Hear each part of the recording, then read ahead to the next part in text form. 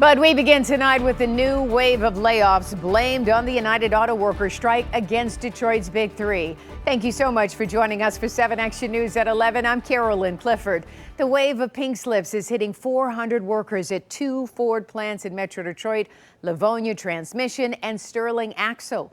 Union President Shawn Fain will give another bargaining update sometime on Friday. The big question, though, will he expand the strike once again? 7 Action News reporter Ruta Olsanaida is in Livonia tonight, where the new layoffs will put hundreds of Ford workers on the sidelines.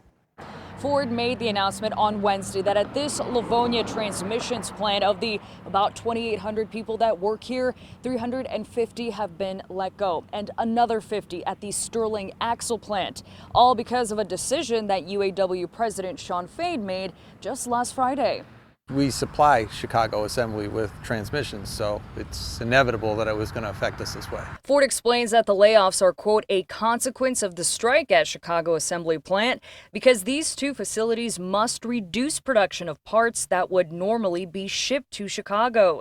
Troy Deal with Local 182 right across the street from the Ford Livonia plant says while this was expected and now those workers will be put on strike pay, it's still hard.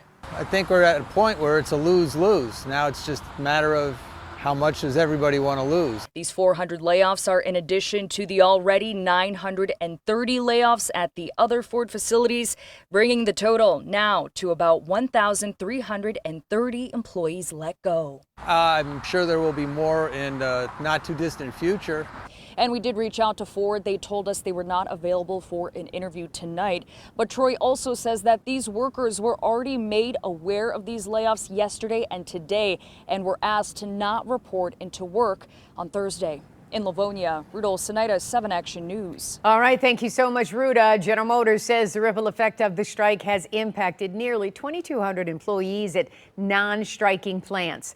The automaker also says the number of employees affected at its suppliers is 2,500 and growing. The auto giant is now getting a $6 billion line of credit to shore up its finances, just in case the strike keeps dragging on with no end in sight. We will have continuous updates on strike negotiations and the impact on the Big Three automakers on air and, of course, online at WXYZ.com.